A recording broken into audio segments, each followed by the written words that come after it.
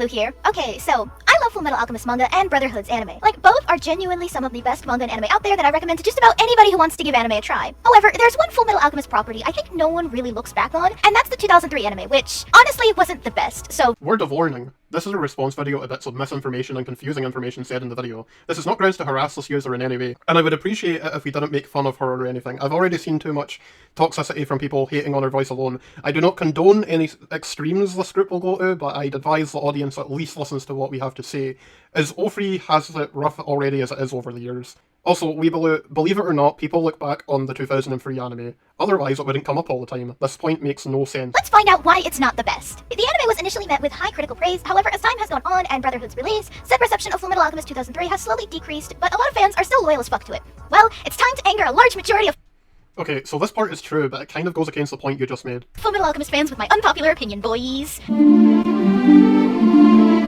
Oh yes, because of course I'm jumping out of my seat in anger. I need to prove my FMAO-free fanboyism and tell the world about it. Okay, so I'm gonna try and explain alchemy in Fullmetal Alchemist the best I can, which means everyone hold your breath because I am garbage at explaining the science of something to literally everyone and everything. You do not need to explain this, by the way. In the world of Fullmetal Alchemist, instead of alchemy basically being chemistry, alchemy is a science-based magic, and in the science-based magic, equivalent exchange is the major law of all alchemy. In order to make something, you have to give up or lose something of equal value or equivalent to the matter you are making. For instance, you can't make a house out of a single brick. You could make a tiny-sized house that looks like a Christmas town decoration, but you don't have enough material to expand the size of the brick to be a house, otherwise the brick collapses from being broken down. Again, I probably didn't explain it. If anything, I probably explained it like a drunk uncle explaining the plot of 2001: A Space Odyssey, but I tried my best, fam. Alphonse explains alchemy in the first, 30 seconds of every episode, right up until they get the Philosopher's Stone. You need to watch the show. The show goes out of its way to remind you of how alchemy works in the 2003 universe. It's actually kind of sad. Explain it in the opening segments of the first 10 or so episodes, so there's that. Anyway, now on to the story. Edward and Alphonse There's that. It's literally a big deal, like you can't just sum it up with that. Elric are two brothers who lived with their single mother. Their father left home when they were toddlers for unexplained reasons, thus Edward hates their father for abandoning them, while Alphonse wishes he could have known him. The brothers are highly gifted alchemists, something they apparently got from their father, so they think they're skilled enough to bring their mother back to life when she dies from an illness. But the boys fucked up real bad and didn't end up bringing their mother back, and it caused Ed to lose his arm and Alphonse to lose his entire body. So Ed had to seal his soul inside of a suit of armor, which caused him to lose his leg as equivalent exchange. I guess you could say Edward Elric paid an arm and a leg for this. What is this joke? You know the same exact thing happens in Brotherhood. Why say 2003 is bad for something that happens exactly the same way? Right? They didn't F up real bad. They tried something impossible as ignorant children. Anyway, sending multiple letters out to try and find their dad to help their mom while she was dying, ended up with a state alchemist visiting the brothers. Roy Mustang, the state alchemist who visits them, tells this 12-year-old boy that he can be a state alchemist and learn forbidden knowledge to the public, so he basically joins the army at 12 years old. Right away from the second episode alone, we already have problems with this version of Fullmetal Alchemist. Unlike the manga and Brotherhood, where it only shows the flashback of Edward and Alphonse becoming who they are and carrying forward, it basically becomes a flashback going on for 8 to 10 episodes. Not only that, but there is a Not really, it's a series of events that Ofri uses to flesh out its story. lot of filler that never comes back up, and some even break the lore established in the series so far. It does not have a lot of filler. The train section is not filler, as it, and the manga, by the way, used it to serve an early set piece.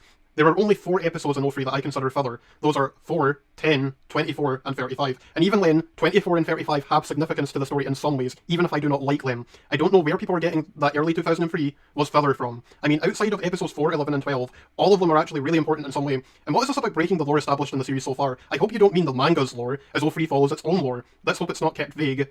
And also, the other brothers Elric plot does come back, by the way. The YouTuber Gojis did a really great Goat Jesus has my favourite videos on FMA by far. Seamus series will probably forever be incomplete, but what can you do?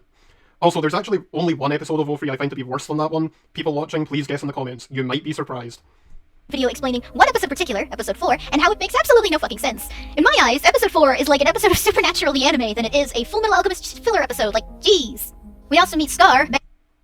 Not wrong, but this is one instance of filler of which was not even written by the lead writer. Shouldn't really hold weight to a significant part of the video. And who has scars. Get it? And he hates people. Bruh.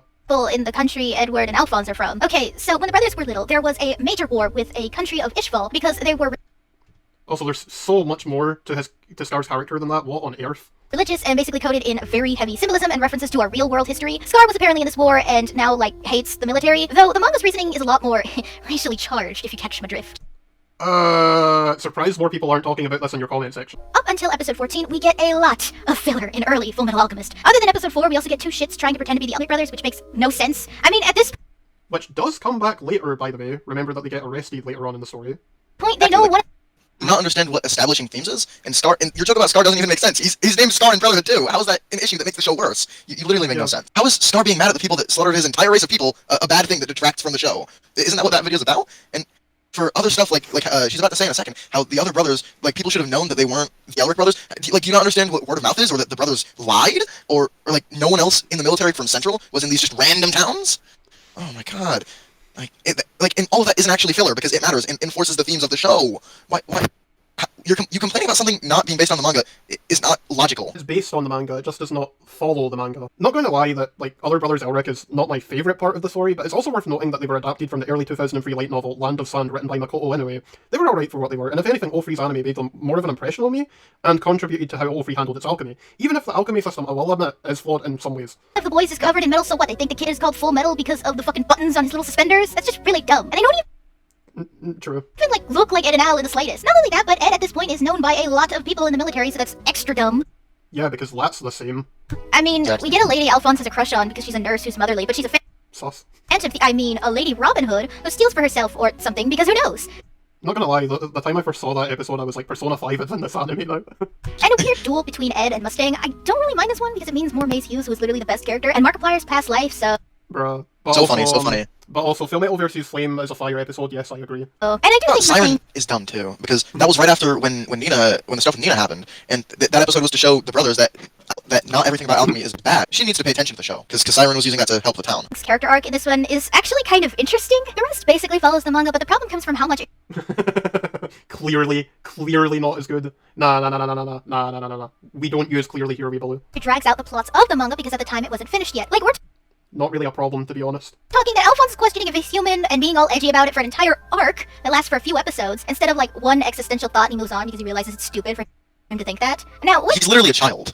Yeah. Like, tons of things contributed to that situation and his existential crisis. Yeah. I do think he acted kind of dumb, but he's Yeah. also 12. Exact same thing if you were in a suit of armor. Yeah, I mean, it's not too bad. Like, I'll admit it's one of the series' low points, unfortunately. Like, the fake Al stuff I thought was a little stupid and just led to a boring nothing episode that was set up for the other writer to kind of screw up somehow, which was unfortunate. But again, you know, you're overemphasizing, like, the 4 episodes in which the episode was, like, kind of wrong. The manga not finished yet, you also get a lot of made-up shit for the anime, such as Rose literally being in the first 2 episodes now being a central character, and a character from How episode is that 9. relevant? How does that not make this a good show? How? Just how? How does Rose being a central character make this a bad show? Yeah, it's just like, you wanna know what's a habit I notice that, like, O3 detractors constantly do, and that's like, they call things weird for the sake of it because they don't understand it, and anything that they don't understand they think is automatically bad because they don't understand it, and it's like, bruh. Exactly. Like people making those criticisms think that are comparing O3 and Brotherhood when they are completely separate works. Yeah, and I'm sorry, but complaining about things that are weird because they, like, deviated from the source material or whatever is just, it's not criticism, it's just calling things something you don't understand, which, if anything, takes away merit from your point. Exactly. It's oh god, some people are so idiotic. How can you say these things and have them make sense in your head, dude? It's insane.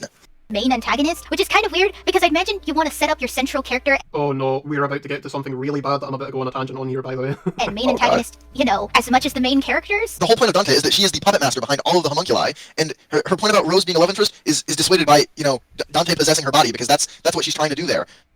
Like, I feel like you closed your ears and screamed every single time O3 was different than Brotherhood. You're being so thoroughly vague and unspecific about, like, how, oh yes, you should develop villains as much as the main characters. It's like, no, that's not how that works. It depends what the story is going for. You don't just automatically decide that's a good or a bad thing. You need the context behind it. That's why I think your criticism is probably the worst thing. This criticism right here is probably the worst so far to me, because it's not making a point, it's just making an assumption. There were severe changes to the lore of Fullmetal Alchemist in general from this anime. Instead of human Because it's a different transmutation show. basically being a failed attempt at making a lifeless human body unrelated It needs to be canon to the Brotherhood lore, ha ha ha ha ha. to anything, it's now a failed attempt at creating the person you wanted to bring back and just needs a soul to be a perfect recreation, which completely ruins the core theme of Fullmetal Alchemist. The whole lesson Ed is supposed to learn is that people don't come back from the dead and that alchemy can't do everything. Instead of Edward learning he needs to drop the god complex early because he learns that you can't bring something back to life and that alchemy is the solution to everything. Okay, Instead, he that's real quick. In Brotherhood, does he, when he brings back Ali, he says that his formula was wrong, and that he could still bring Mom back, and then he tries to bring Trisha back again, right? Does that not happen? Does that not happen? Does he not try to get her again? Wait, sorry, let me just say, like, I don't remember that. It's a little lesson, and like how he was supposed to learn that alchemy can't do everything, but then in Brotherhood, he also when a Pride show, not Pride, sorry, I'm really sorry, I'm not paying attention, I'm like paying attention, anyway, he tries to bring Trisha back again at the end because he says that his formula is wrong and that they could still do it. Did they not? Did that not happen? I think that was in the blooper reel. No, like his formula is wrong. see, here's Oh, that's the thing. part where he digs up his mom's body and find out that human transmutation isn't No, possible. like when what's the little white person name? The little white thing, the white thingy, about the truth, the doorway thing. He says that his formula is wrong. Doesn't that happen? I'm really confused. I don't remember Right, that. okay, like, Okay then. because, like, I tried to understand that, like, 3 times, but you were talking way too fast. I just couldn't process it. He says that his formula is wrong, and when he sees freaking what's the freaking name? What's Like, her who says name? what formula's wrong? I'm sorry. The truth is the little white guy. Are you calling her mom? It's not my mom. Steve, I don't remember that part. When he But sees God, he sees whatever God is supposed to be. Brotherhood or 03? Brotherhood. I don't remember that part. The little white person Like, thingy. I recognise it, but it's like, I recognise what you're talking about, but it's just that, like... What's the name? No, shut up. What's the name? I don't know the name. The truth. I watched Brotherhood. I didn't even finish Brotherhood, I think I watched a few episodes and, like, skipped a bunch. Don't tell anybody that. It's embarrassing. The whole, like, you did not watch the show. The moral of the story is that Ed needs to abandon his childish ideas of equivalent exchange, and he needs to make right on his sins, which is why, having the homunculi be failed human transmutations makes sense. I'm pretty sure they even learned that, not bringing people back to life is a thing you can do when they were, like, 7. The homunculi being failed human transmutations works just right? The point is, he did something wrong and childish that he knows is wrong now, and he has to make right on that. He needs to end the suffering of the thing he created and let his mom rest in peace. Like, I cannot believe she paid attention while watching the show. There's no way you watched the show, like, at least without glossing over a lot of things here. You watched it, like, a few months before you made the video and just went, oh yeah, I should make an all-free video now, even though I watched it, like, a while ago. Turns alchemy is the solution to everything, and if you just do it right, then you get everything. Like, that's kind of weird. Well, it is a very interesting idea because it brings up character trauma for Izumi, Edward, Alphonse, and Scar. It falls apart when you get to homunculi like Gluttony and King Bradley. Oh yeah, King Bradley's sin is changed from wrath in the manga to pride, which is kind of weird because he's exactly the same with no signs of having immense pride.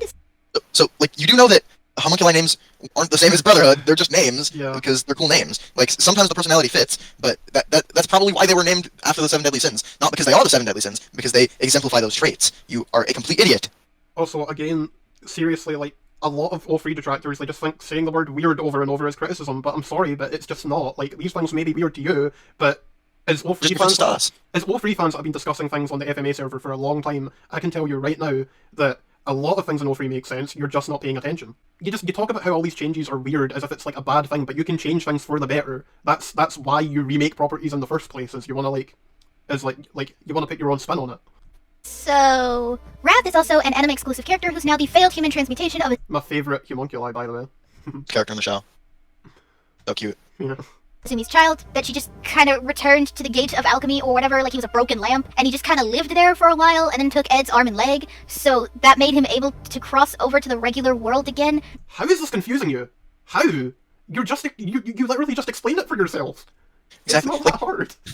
Your explanation is a little bit fallible, but Raz as a character is great for exemplifying the moral issue of the homunculi, right? The whole point of the show is that the brothers need to break free from the childish views of the world, and that moral ambiguity exists. Not everything is black and white. That's what Wrath shows, right? They're not gonna kill this little kid who's just a tragic piece of the world. Like, they can't do that to him, right? Izumi loves him. Why? That's just an awful thing to do. But he's a homunculi. That's the whole purpose of him existing, and you just forgot that while saying he's a bad character that detracts from the show because he isn't in Brotherhood. Because now he has human parts? As you can see, it's stupid, and I hate it.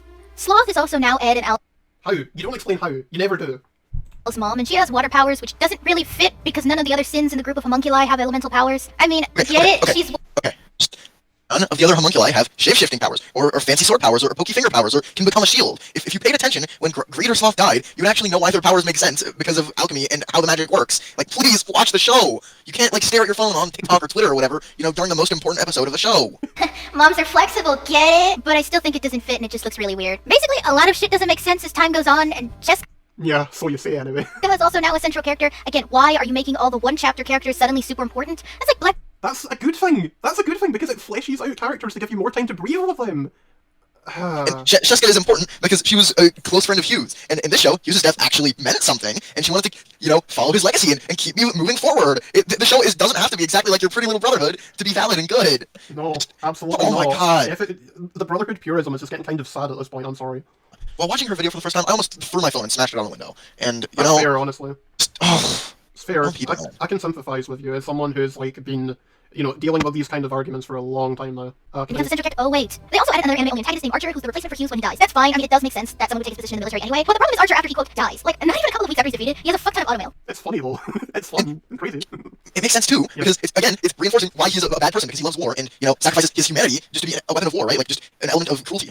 Did you not pay attention or understand what characters are and what character traits are? Automail's basically being like Violet's arms from Violet Evergarden, by the way. Not just an arm and a leg like Edward's, by the way. I'm talking basically von Stroheim from JoJo's, and unlike JoJo's, it is super stupid here. It's also breaking the lore again. Oh, that's like your favorite, 3 words is breaking the lore, because you like to get that reaction out of people, don't you?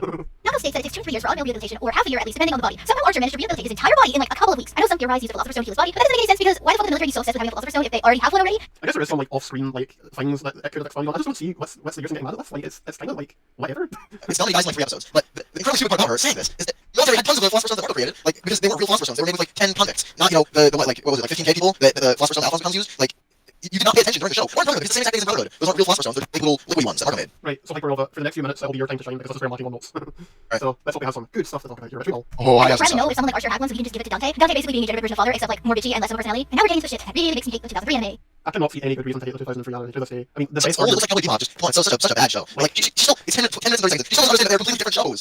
Rose's country basically falls into the same shit Ish did, despite their religion being already being false, and Edward made it very clear that the people stopped worshipping their false religion. So why go to war with them? It doesn't even make any sense. Because her country goes to shit, she's kidnapped by state soldiers and assaulted, which results in her getting pregnant and becoming a mute after delivering her child. Yes, Fullmetal Alchemist 2003 did that, and I'm not saying Fullmetal can't be dark. I mean, we do have you and Alexander, but I think that's going too far with Rose. Like, it just doesn't feel right. Okay, I mean, I did kind of see that, but okay, I think it's jumping the shark. It's one of the only times where all three does jump the shark, but I think that it kind of lands. I don't think it's really that big of a deal, to be honest. I see people act like this ruins the show, and I'm just like, what? No, it doesn't really change my opinion on anything, to be honest. I mean, oh yes, you use it as a point to prove that it's like dark and edgy or whatever, but I never felt that way. I just think it's something that they do to kind of make the stakes a little higher.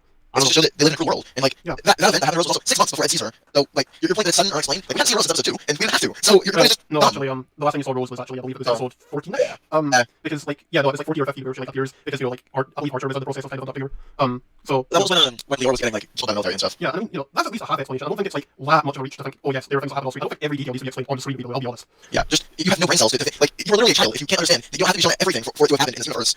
But Yeah, like it's like saying Edward and Alphonse should not exist. We didn't see them, be birthed. They shouldn't exist in this world. Yeah, I don't need the show to explain every single detail. I feel like if it did, it would be a worse show, to be honest. Exactly. And I get that 2003 wants to be a lot darker than the manga, but having characters literally be a victim of assault by soldiers, those from trauma, that's How is that out of reach? You do know, okay, maybe this is because Brotherhood cut like the peak of the manga out, which was the war arc, which is, by the way, is the best part of the manga as someone who has read the whole thing. And Brotherhood cuts half of that out because, oh yeah, I have to cater to like all these different audiences or whatever. It's like, no, stop. No, everything is basically cater to everyone, dude. The stuff with the chamber. Personally, I think that's still a little weirder than a couple soldiers being freaky. Yeah, I think it's a little bit weirder. And the funny thing is, that one thing that was cut for Brotherhood, I thought was the peak of storytelling of the series. So like, I feel like there's a part of it that's like Brotherhood just wants to dumb a lot of things down to the point where it's like, oh, well, yeah, I mean, just to the point where like it's just lacking some substance. It's like, I don't know. I think there's a very bad tonal problem that show has that this just doesn't. Like, I genuinely feel like all three spoilers well for the show it's going for. I cannot say the same for Brotherhood because also undercut the serious moments with really silly gags and everything. Brotherhood is not this perfect show you're making out to be, and it's also not a manga perfect adaptation if you actually read it properly. It's not a manga perfect adaptation. We would have had the war arc if that was the case. Which, I mean, yes, it's small, but it's still an arc, by the way. It's still an arc. It still goes on for a few chapters. just a little too dark. Not only this, but after all this shit with Rinri, somehow Rose is now Edward's love interest in this, which is kind of gross because Edward is like presumably 15 when he meets Rose, and Rose is like 19 or something. So no, let's not do that. Let's stick to the girl we literally see him build chemistry with. No. Rose is not Ed's love interest in FNAO3, if you're actually paying attention. This girl we literally knew for like 2 days, like 6 months ago. Like, let's not do that. Alright, I got some stuff to say here. So for starters, the manga didn't exist. And separate. This wasn't finished yet, you know. Like everything past Douglas is 100% separate from manga. Rose was not a love interest, right? Dante, having 400 years of experience, right? She was like, oh hey, and knows this girl. Let's have him dance and have him blush, so he's a little thrown off guard when I try and kill him soon, right? There was no actual like love interest being set up there. That's not how love interests work. Like I don't understand how stupid you are. And the whole stuff about what happened to Rose, like that makes sense, right? The show's about getting rid of dumb childish beliefs, right? And they have to have a darker show to show that. I don't know where that implication is coming from that Ed has any interest for Rose. Where did you get that from? It's the part where he blushes when they're dancing. That's not enough. That's Yeah, it is for her. It's Weebalu just isn't it's for her. not because he had no choice. He had literally no choice because he was swaying an enemy. Ed was literally saying in the same scene that this isn't right, Rose. Why do you think he was saying that? No, he was Crazy. not romantically interested in Rose, and he liked Runway and respected her for who she was. This isn't just your love romantic happy anime where everything goes exactly you want it to with fan service. Cringe. And then we have the big baddie anime only character Lyra. Except Lyra isn't Lyra, but Dante, and she built a witch's house and swapped bodies with her until Lyra in her old body. Very clever actually. I thought that was very nice detail, very well handled. Just a very interesting part of the plot for sure. Since Leora was a steel alchemist, like we saw her do that wind blast thing. Like that was something kind of cool, right? I mean, Yeah. Dante taking her over some random guy on the street. It's more sense to me. Dante wants to create a philosopher's stone to live forever or something, but she can't make it herself, and neither can her homunculus. She needs Edward to make one. Something about her body deteriorating with every body swap or something like that. Then it's revealed. No. The homunculus argument. They cannot do alchemy. This is established. This is a huge part of math existing. And Dante doesn't actually know how to make a philosopher's stone. She needs, Senor Hohenheim to do it for her. Yeah. Well, that's why she had Hohenheim Jr. come do it. You might miss the details, but we don't. It's crazy. You stop yelling at people on Twitter, you might have to pay attention. Really funny. That envy was Edward and Alphonse's older brother, which is so fucking dumb that I don't even have words for it, because it only explains. How's that dumb? Well, like, How's that dumb? always It's established saying, in Lab 5. Yeah, you like to see it some. You should have said you like to see it some because I mean, like, it didn't happen. Didn't actually add anything that had to exist. But it's a cool thing. Like, why not have it exist? It adds a little bit of depth. There's no reason for it not to exist. yeah. Explains why Envy was so angry to kill Hohenheim in the last like 10 episodes, and it doesn't change anything else about Envy's character. Or 40 episodes, Maybe just like 40 episodes, not just 10. Maybe just watch the show them all. A lot of people complain that this ruse are loose here, but I would actually put that as a slight positive because I mean it's just very interesting to have this whole other element just suddenly right here at the end because it's like it really gets you thinking. I like media that gets me thinking. Yeah. I think everything, like, I feel like every loose end was tied up before the reveal happened, but because it's just it's a little weird, but I think it's kind of cool. Yeah. I have a couple other things to say here. So, it doesn't actually need to make sense to be in the show. It doesn't need to make sense to you why this would happen, because they explain it in the show and it's just fine. Like, it doesn't matter. Yeah. And it makes a sacrifice knowing he's not going to die, right? Like, he wouldn't have done that if he knew he would have died. He did it to get his brother back, so he can use his brother, because he knows equal exchange is just BS, and he's going to find a way to do it. That's the whole point of the ending, right? He's moved beyond the childish belief that he has to submit to the rule of equal exchange when it's been proven false, right? He does it to get his brother back, and what happens is to show that, it's a cruel world, and not everything's going to play perfectly. Unlike Brotherhood. Sorry. Should I toss another? Also, it did not end perfectly, really. I'll get into that sometime else. But yeah, I just think that it's like, even the first time I watched Show 3, like, I didn't really find it that hard to understand any of this stuff. I thought it made perfect sense. I was just like, yeah, I mean, the show's been hinting at this all along, it's just you don't pay attention. Okay, to be fair, if you weren't looking really closely at the scenes where Ed went into the gate, you wouldn't have seen like the random photos from the real world. So I can understand that. Like, maybe if you blinked a lot during that scene, you would have missed it, you know? I guess. Hey, I sure do love amnesia subplots. I Not even plot, it's not even really plot. don't think amnesia plots are as bad as people say they are. That one that people constantly say is bad in Spider-Man 3 is actually one of its high points, but I guess we'll get into that some other time. The only sin that is still alive at this point before the movie is Wrath, who now has an automail arm, and Gluttony, who went rabid for no real reason. I honestly don't know because they never explain it. Yeah, they also end this entire version. Talk about never explaining things. A lot of the things you say in this video aren't explained. The Fullmetal Alchemist. Isn't that funny though? Man. No, seriously, like, Yeah, isn't just that funny? It's like, the hypocrisy is doesn't insane. even explain it the stuff herself, like, But she didn't rewatch it. Make sure it was a good video, worth putting on the internet. like, this 25 minutes is such a slog, you know, like, you could at least make like 10 minutes, and I wouldn't mind nearly as much. Exactly. Explain who or Like, you could have said all these points in 10 minutes, honestly, like, easily, and explain them just as well as you would in this 25 minutes, I'm telling you. what Gluttony is, and So stuff about Gluttony is like it doesn't matter why you care. All he wants is to get his musty back, right? That's all he wants. It does not matter who transmuted him. Right? There was nothing setting that up, so it does not matter. who was the human transmutation, or even who performed the human transmutation. Then we get to Conquerors of Shambhala, which is so fucking dumb that I can't stand it. Okay, I'll say this. I'm not about to like defend the Conqueror Shambhala as a movie, but I will say that it's a lot better than some people get credit for, and also that it's probably the highest 5 out of 10 I've ever gave anything. Basically, it ends with It's not a movie. It's alright. It's alright. It's kind of in the middle somewhere. It just really depends on your tolerance level. Personally, I'm just kind of annoyed because I kind of think some things went against the original ending, and also I don't really like the time skip where it's like, if anything, I think Conqueror Shambhala is far worse at explaining anything than the original show did, because it's like Conqueror Shambhala has some things on it early on where I'm like, why didn't this plot point from Wolverine get continued? It's just like, no, instead it wants to be its own thing, and for being its own thing, I just think that Conqueror Shambhala didn't explain itself very well. I'll be honest, like early on anyway, because it's like I was looking for things that were like followed up from the show, and it's just like I don't entirely know what the point of it was. I'll be honest, because I'm very confused. I think it might be better as a show than a movie, but that's just speculation.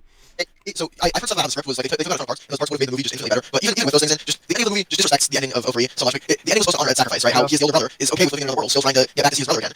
But he knows that his brother's not searching for like it just disrespects the whole point of the ending. That's why I don't really like Shambhala that much. I think the Gluttony versus Wrath fight is the coolest anime fight. Oh, it's one of the best anime fights. The fights in Conqueror Shambhala are peak O3 animation, like absolute peak. Like the highs of Conqueror Shambhala are very high. It's just that the movie doesn't do a very good job of explaining how O3 got to where the point of his lair. And I also do have to agree with Hypernova, and that I don't think the ending was bad necessarily, but it was just like a bit whatever. It's not nearly as memorable as the original O3 ending, where I felt like there was more of a message, you know, like, and that it's like Brotherhood, it's kind of a forced happy ending. Alphonse ditching everyone they know and love in their world. Then Zeus becomes a Nazi. No, I'm not kidding by the way. And King Bradley is a Jewish filmmaker. Yes, it's as stupid and as backwards as it sounds. And yes, I know this is a very unorganized way of explaining 2003 Fullmetal Alchemist, but the story is sometimes all over the damn place and messy in writing. And I've had to watch it quite a few times over the years just... I've got That's a lie. That's a lie. That's a lie. One is lying. Two is right. Please. Yeah. Alright, well, I think that I've got something to say about Your Precious Brotherhood. Like, I'm not going to get into now, but I've got a lot to say about Your Precious Brotherhood negatively, which is not nearly the flawless masterpiece it's made out to be over the years. There are especially some problems early in Briggs that are yikes, to say the least. To understand it with minimal success. And I don't mind when animated versions from the manga when it isn't finished yet. Kakegurui second season also deviated from its manga quite a lot, and I really like where it went with that deviation. You can make a good deviation from a manga. Including this one, because this one said it pretty well, got to say. It's more than possible. But Fullmetal Alchemist is just one of those series that can't really deviate. Yes, it can. Like, I've seen this argument from a lot of people, and yes, it can. Because if any, everyone loves to say it's like Brotherhood is a show where it's like you can't change anything about it or whatever, but it's like you can make your own version of it, but really there's no reason not to, and they never explain themselves on this. You know, much like Yamato and other manga brilliance, have a very specific vision in mind when they make this manga. You know, it took nearly a decade to finish the story of Fullmetal Alchemist, and it ended perfectly. The problem with this It did not end perfectly, but that's just me because I know a lot of people love the ending, but there's one very glaring flaw with it that I'll get into. And Wonder was factually correct. O3 isn't her story. yeah, no, it's very annoying, especially because O3 released in a time where the manga wasn't even finished yet, quite honestly. And a lot of people say that we don't have a point in saying that because O3's quality speaks for itself apparently, which it's not that good or whatever. But in actuality, like we're still discussing the show too to say like the themes and merits of it, and we wouldn't be doing this if it weren't that good of a show because there's a lot of positives with this that people just gloss over, quite frankly. And it's a real shame to see. who had her vision planned and ready for about a year into making the manga, this anime doesn't know how to set up anything because it doesn't care or it just doesn't understand the way Arakawa plans her story. No. The whole, This is her story. again, O3 was made at a time where the manga was not finished yet. They wanted to go in their own directions.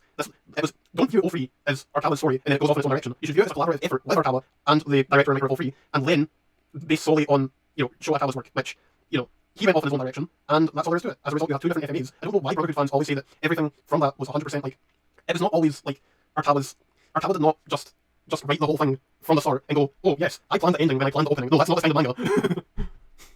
The ending wouldn't have made sense without the middle part that she hadn't planned. Yeah, the O3 is its original show, and it should be judged on its own merits. It ended in 2004. Arakawa's manga ended in 2010. That is quite a while after O3, I'll be honest. And there is quite virtually not any proof I have seen to say that Arakawa planned that far ahead. They made Rose a love interest for Edward at the last minute, despite the fact that her and Edward only had a friendship when Ed left Leor. Dante is a very poorly established villain because in total she makes about 5 appearances, and I imagine you need, more screen time for your villain for us to get to know what they are as a villain. And we all believe me that Rose is established as a villain. Dante also wanted to seduce Ed by taking over Rose's body, and in Conquerors of Shambhala, there's this girl who looks exactly like Rose, who again is a love interest for Edward, and considering everything in Conquerors of Shambhala is Fullmetal Alchemist, but in the real world, then she's the real world equivalent of Rose, therefore Rose is a love interest for Edward in this version. Also the fact that Dante, a 400-year-old woman who's mentally in her 50s, wants to seduce the 15-year-old son of her ex-lover is just really gross. Like, can we not, please? Overall, So I think Dante appeared just enough, especially since she was a puppet master villain, right? Like she's the guy who you never knew about, but she was the one who manufactured all the wars and created the Hunter Line, gathered them together. Like the other thing is, Conquerors of Shambhala takes place after the events of O3. O3 is not worse because Shambhala sets up a love interest, but that's not how that works. That's not how the progression of time works. Like just because Dante is his own time, like a love interest is that didn't make sense. A love interest is a character that another character has a desire to be in a relationship with, or a character that another character falls for during the events of the show. Neither of those apply to Rose. Anyway, maybe you can argue for Conquerors of Shambhala, but not in the actual O3 show. Rose is not a love interest. To be honest, if you really go and look at Conquerors of Shambhala, she's not really a love interest at all. She's just kind of... You can argue she is. But she's not though, because there's nothing in Conquerors of Shambhala that really implied it. It didn't even focus on it, to an really. extent. No, it didn't really focus on it. So, That's true. Yeah, that's what you're saying. I can just see how people can see that she's the love interest in Conquerors of Shambhala. and either way, I think she's missing a few absolutely vital details. Yes. Like, just the whole age gap thing, bruh, like, it's not, you're looking way too deep into that. I'm sorry. Like, there's no implications. There's no gross, like, pedophilia themes that you would love to think there were. No, Okay, I guess I'm saying that not too. that kind of show. Yeah. So Dante, right? So why do you think Rose loved it, right? Dante tried to get at the not very smart 15-year-old, right? He's just toying with her. Dante's just toying with him because he has no experience with anything that, with the experiences Dante thrusts into at the beginning of the fight in the opera house. So she's trying to confuse him, and it works because he's 15. There's no romantic feelings there. It's Ed being scared of Dante and trying to protect Rose, who has a 1-year-old child, right? And like, how is Oakley worse? Because you don't like the villain because she's 400 years old trying to smooch a 15-year-old. Like, to show that she's immoral and a bad person. It doesn't make the show worse. Again, was trying to manipulate Ed. It's not hard to understand. Conjuration Ballad isn't even as good as the original show anyway, and I really strongly stand by that. And I just hate seeing Conjuration Ballad come up every time Wolfie's discussed. It's just like, it's painful. Kind of frustrating. Some shit doesn't make any sense because the writers didn't understand how to fit that piece there, and there was too much filler when the series didn't need any filler, and instead they could have put that filler towards explaining the many things that don't make sense. But there weren't that many things that didn't make sense, so as evident on your video, in which you literally say, you've even said through a lot of this footage that you've even explained some things for yourself, and then you keep questioning them. It's really funny. Okay, she was 22 when she made this video. I think you should know what fillers, right? It's for pacing of the show and fleshing out the themes and theme reinforcement and fleshing out characters. If you paid attention, every filler episode except 4 does all of that. Like, in one mistake episode should not ruin the show for you. I mean, even episode 4, kind of hints, like certain things. Even does bring the villains into it somewhat. Hey, personally, when I think of the show, I just don't apply anything that happens in episode 4. Don't get me wrong, I really do not like episode 4. That's one of the worst episodes of the for sure. I believe it's the worst. Just nothing that happens in that episode has any weight on anything afterwards. Especially since they kill the guy and then have issues killing people later. I actually think 35 is worse, but like that's only because that offends me more because I think people get too much credit. I like 35 personally. I like lost characterization, but that's about it. I mean, they could have easily put Conquerors of Shambhala in the anime series if they removed all. Also, the animation for that episode was wow. Like the 4 filler episodes I listened to are like beautifully animated. Like they should be like paintings on the wall that would actually have in a room or something. Like have you seen like the Venice inspired location of the Siren? That was really nice. That's a really nice light too. I just really love the art for that location. That's Wolfie's art in general was great. All the filler, just saying. I also stand by the only episode that doesn't look that great is the first one. But go on. I love how the first episode works. Or, sorry. But like her whole point there was stupid. You cannot a movie that was made way after the anime was made into the anime. That's not how that works. They made the anime with the intention of putting the filler in there. Like her whole point is they should just get rid of the stuff and put this thing that was made a long time after the anime in place of the filler to make it make more sense. That doesn't make sense. And personally, I think the show would make a lot less sense without the filler. Okay, for the record, I think that like episode 1, it looks fine. I just don't like the way the desert looks personally. But it's only let me specify, it's only in that episode. In every other episode, the desert looks good. I have a lot of nostalgia from episode 1. It's one of my favorite episodes in anime. Don't get me wrong, I like episode 1. I think it's great. Just I would say it was the weakest from an animation standpoint, for my case anyway. I'll say that the end of it has some pretty great looking stuff. Like the main effects at the start look amazing, but it just This is something I really do praise for. While the color palette is pretty boring, it looks like a sepia version of the bright colors for Fullmetal Alchemist artwork. that I do not agree with. I think Wolfie's color palette works perfectly around what the show's going for, and I think that's just a taste thing. Like I think that's very She's much just a yeah. She's just in that case. No, I find the animation That's style. not at all. There was one episode that I thought was a little dull, but it's also the episode where Ed kills his mom. So like, it's gonna be a little bit darker and blinder. That's how tones work. Was a little inconsistent because some scenes were clearly done by a different artist It's like cooking or a science scene. I love that scene. That was so funny. Also cooking is a science, by the way. I stand with Jessica. who had a slightly more realistic sense of expression on the face, while others were done by someone who went with a more anime approach to the expressions. The best thing though is easily Yeah, you know, she's saying this. She's playing the anime, the opening to the anime, which is a lot, the most cartoony anime opening for the series. While she says that it looks different and works like that. So her point is that the opening to the show isn't to her taste, not the actual show. Also, doesn't detract from the show. You can skip the opening. Plenty of people skip the openings. Also, this part looks amazing. It's one of the best looking things in the show. Yeah, that part has me drooling. Yeah. But also that like I really do believe that there's a lot of animation merit of Wolfie that people constantly step out on, and it makes me sad. It makes me very sad. Like Wolfie's so much better animated than everyone loves to think it is. I'll be honest. making itself during fight scenes. For example, the fight with Greed is actually really Oh, it's sick. cool. Another fight scene I really like is the fight between Edward and Envy in the Opera House Yeah, or whatever that was. It was actually really awesome, and I do praise it to this day. Although as I said, the story is an absolute mess. Overall, the coloring is kind of boring, but the animation itself is actually really good, and they lose. Wolfie has actual color. In Brotherhood, you would literally see like the same grey corridors and like those very like bland looking backgrounds that are completely flat. It looks fine. Like I like the paper style it goes for, but it's an easy way to do backgrounds, and also it can look kind of cheap looking at times. And especially like a lot of it looks samey because like Brotherhood doesn't have any interesting use of color. Like the most interesting you'll get is like the red sky and holograms opening. That's it. That's the most unique background you'll ever get in Brotherhood. Other than prison Like 1 or 2 points for me for not being consistent with its style, but that's just me. Consistent with style. I think you should analyze Brotherhood's art more, especially because a lot of people went into detail on this and found mixed results to say the least, unfortunately. It's not gonna have its own category here, by the way. It does have a decent soundtrack. Bruh, what? Wolfie has like a top tier soundtrack that like everyone loves. Exactly, it's amazing. She doesn't deserve to use it in this video. It's an amazing soundtrack. No, it's not just a decent soundtrack. What are you talking about? Exactly. That is, okay. These criticisms that you mentioned about the soundtrack exist for Brotherhood 2, by the way. And in fact, that's the one thing most people agree on is that the music editing for Brotherhood is worse. Most people agree on that, actually. I agree. Okay, she's one of the best artists ever in history, in my personal opinion. Yeah. I can't take that as respect. Yeah, it has one of my favorite soundtracks ever. It's just as good as the show, really. Though all the military sounding tracks get a little repetitive, and sometimes they sound exactly the same. Again, those criticisms exist in Brotherhood, but far worse, honestly, far worse. Like Brotherhood literally has like almost all of its tracks are just some variation rendition of Trisha's Lullaby, which just gets really repetitive after a while. And how is using the same song making a bad show? Yeah. Like, that doesn't make sense. But I do like the song Brother, by the way. It's Brothers, not Brother. I know Victor. Bro. Did you actually just do that? Which, funny. There's a lot of things about Mick Mignogna. I wouldn't jump to assumptions on the guy right now, by the way, just saying, because a lot of people are jumping the gun a little too quick on that. I know about what's going on there. A questionable person nowadays, but his cover of the song No, is just really the good. best voice actor. Even outside of 2003 FMA, it's actually really good. Particularly, their personalities in the pilot chapter or in general the first volume of Fullmetal Alchemist. Edward. Now, Edward as a character, though, is nothing like his manga and brother counterpart. Brother and manga Edward would legit laugh at this Edward and probably slap him. His character here is still kind of arrogant, but he's way more broody and angstier than his canon counterpart.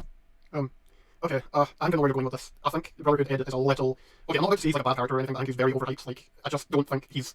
See, I think people forget that Edward has issues in Brotherhood too. Like, Edward in Brotherhood has this whole thing where he's like very toxic to Bunny for one, and also, he's got whiny. Like, he just constantly rages at like everything. It's kind of annoying, really. I don't know. Especially Elaine. Like, that was really annoying. Yeah, I don't know. I don't think Edward is like so much better in Brotherhood. I've always preferred him over, I'll be honest. Yeah. And what she tries to say here isn't even an argument. It's literally just stating what he is and the differences. She doesn't say why it's bad. That the anime explores Ed's PTSD, it does kind of tamper with Ed as a character to a point where some.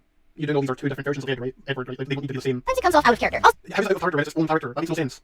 These are two different versions of Edward that are not meant to be the same. So, yes, as questionable as Victor, he did a damn good job at voicing Edward Elric Alphonse. It's pretty much the exact same issue as Edward, to be honest, though Alphonse suffers more from what I call plot stupidity. Like, Ed tells Al not to perform any alchemy because Alphonse became the Philosopher's Stone. It's stupid, I know, but what does he do? He just kind of goes to be Show Tucker for no other reason other than giving him a second chance to recreate Mia or some shit. Like, excuse me? Okay, so I just want to say something real quick about Al's character to balance out, just in case I get like the negative, backlash from Edward.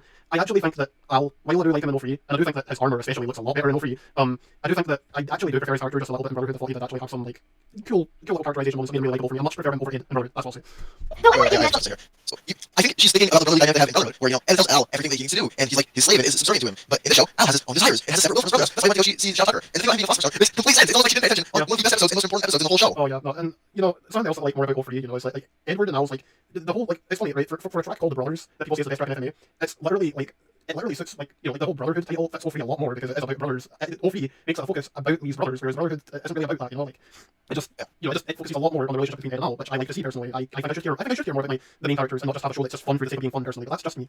He praised to Ernest because he was an actual child when he voiced Alphonse, and he did an absolutely amazing job. Also, I'm so glad he's back at voice acting again, as he's currently voicing Senku in Dr. Stone and Tamaki in My Hero Academia, and he's just doing an incredible job as both of them. Like, you go, my dude. Winry. I think 2003 Winry is... It's a pattern of like WeebaLu not wanting to give O3 any credit, even when there's obvious positives. It's just like, I won't give the show the benefit of the doubt. It's like, bruh. accurate, but the problem is... Okay, the use of the word accurate is not accurate.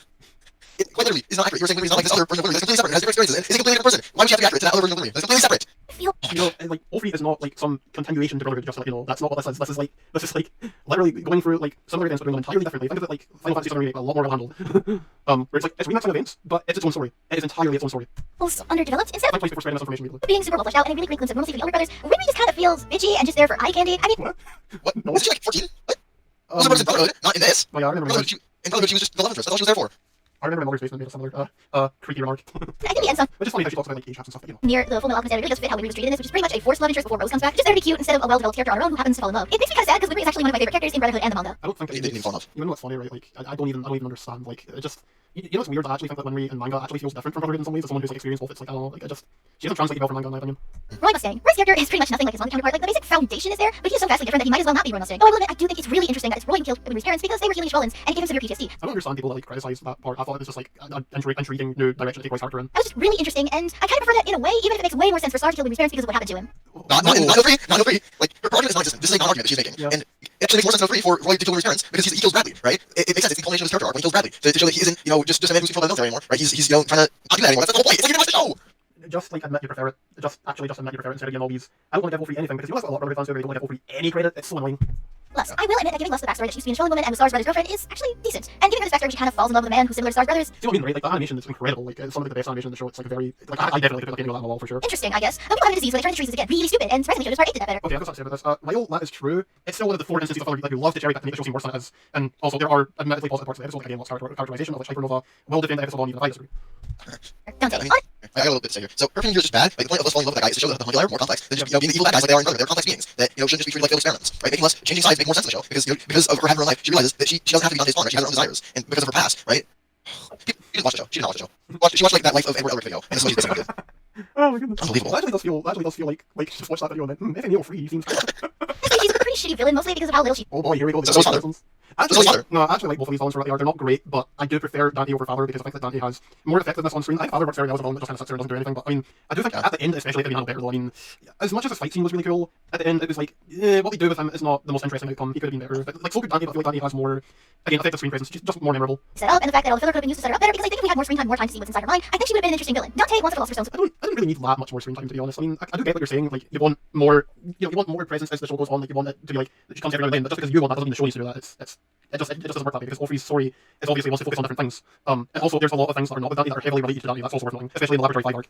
Yes. I think there is something to what she's saying because if the ending had like one more episode, like even just another like 10 minutes, just to let some of the things that happen in the end like simmer a little bit. Like when Roy gets shot by Archer and then Reza kills Archer, that part could have been a lot longer. I think. I think the end just needed a couple more minutes just to be a solid ending, just a really really good ending. I will say at the same time though, I do kind of enjoy those screws being loose. I kind of enjoy like the more little we know about things, the more intriguing things that become kind of storytelling, which I do like. I just think some moments needed like an extra 30 seconds just to really make them better.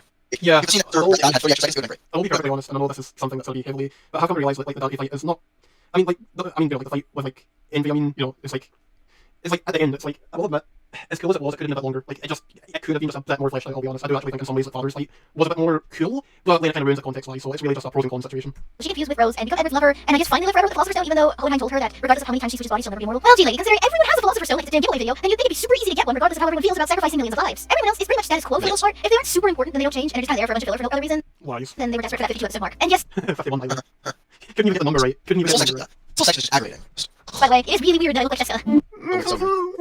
I'm not laughing with you. I'm just laughing because like that's so just pointless, like utterly pointless. Like why would you even stop? Fullmetal Alchemist 2003 is honestly a frustrating series. There are points where the plot elements weren't really Fullmetal Alchemist anymore, but It's its own FMA, and you should treat it as such. It does not matter if it does not play the way that you don't want it to play out. It is going for its own different.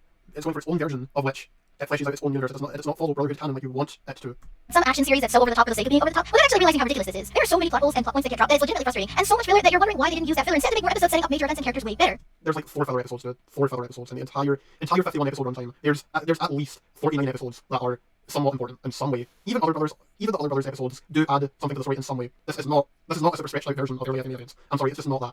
Not only that, but because these filler episodes always give someone a philosopher's stone, then it turns the stakes presented in the actual episodes way down, because then it's like, well, if no one has regard for hundreds of lives getting killed for the stone, why don't they just make one since everyone else has one? Well, it has really good moments and concepts. Fullmetal Alchemist 2003 is basically a really elaborate fanfiction that somehow got animated and has all the exact same flaws a fanfiction would have. Alright, here's another one of the things I hate the most. Assuming that all fanfiction makers are bad, because believe it or not, I have read good fanfiction. There are good fanfiction that exist out there, and calling this fanfiction is so silly. Like, it is utterly silly. It is just random internet speech. It is completely unprofessional. It has nothing to your video. It's just saying, oh yes, fans made this. That does not tell us anything. And no, this is very much just its own thing, made by someone who cared a lot about the story it was making, and I find it blatantly disrespectful that you would say this. And to add on to this, not related to your point, but she still does not understand the difference between Marta's Philosopher's Stones and the actual Philosopher's Stones, because they're very different things in both shows. It's crazy. She doesn't even understand the show that she's sitting for. Also, if you're going to say that fanfiction is a problem, you should say bad fanfiction, because no one's going to know what you mean otherwise. Well, it probably read fanfiction that paid more attention to the lore and previously established characters than 2003 did. Nice confession. Well, I hope I didn't anger too many Fullmetal Alchemist fans with my unpopular opinion of the 2003 anime. Not gonna lie, you kinda did. Let me know what you previously think of Fullmetal Alchemist 2003. Do you prefer it over the manga, or do you think that 2003 is also not that good? I'm pretty interested to hear what everyone else thinks. Now, I want to draw attention to this description real quick, which I think is even worse than the video. I definitely think that at this point, because it's just, this sums up the entire video, because it basically sums up everything that you misunderstand and completely get wrong. I love the manga for Fullmetal Alchemist and the anime of Brotherhood. While I first liked 2003 when I watched it years ago, because I was an edgy teenager just like writing off FMA03, over time I found it not as good as the manga. Which, okay, so, admitting you're an edgy teenager, that's something alright. Like, that's a little funny joke, I guess, if you want to be that way. But saying the writing of 03 is edgy is entirely missing the point. It's also not constructive. You do not understand the show in the slightest. Neither of us are edgy teenagers, and we both love the show. Her point is completely disproven. You are toxic. You are toxic for this description. Saying that you're edgy for liking FMA03, that is sad, and you should be ashamed of yourself. That is why I'm responding to this video, right? And you have no right to call yourself edgy. Because 03, you barely looked at it. The problem with this video is that you brush past anything that does well. Anything. And there's just nothing to get out of this video, because it's like, there's nothing good to get out of this video, because it's just like, everything just boils down to, it's not like manga hood, so, therefore bad. Which, I'm sorry, but that's not how it works. And I don't care that you claim that you have liked different deviations in the past of different anime, so let me just ask you something of why you're being completely disingenuous about this one then. Just a few clarifications to make before heading out. So I had drama going on behind my back about this video that's not really drama, it's just people taking things way more out of hand than it needs to be. But I'm not going to get into specifics because it wasn't pretty. But what I will say is that I got called immature for making a 2-hour video on a 25-minute video, again, behind my back. Hypernova doesn't run the channel, I do. So I would have hoped for a bit more upfront honesty rather than it being kept away from me. But if one doesn't know, they don't know. Nothing I can do about that. However, again, I did not expect the call to go past 2 hours. I even said as much near the end of the video. That, and what I don't think she realises is that these responses are projects done for fun. Not some kind of deep, serious call-out, and I've got like a million more of these to make anyway. And like I said, I can't really control what Hypernova or other members of the group do either. I also think it's a bit funny that I got called out for my apparently immature intentions when one of my biggest drives with this was to show how immature she was being on some stuff. But yeah, 2 wrongs don't make a right. It's just worth mentioning. So if you're hearing this, WeebaLu, I don't hate you at all or anything, but don't turn this into something it's not. And I hope you all enjoy the edited version more if the original stream was too much. I don't really like watching longer form content as big as that often myself. I hold no ill will or anything. Sorry to bother you, and I hope you understand this is the end of this. Got other things to do, I just love discussing FMA and I'm passionate about it, you know?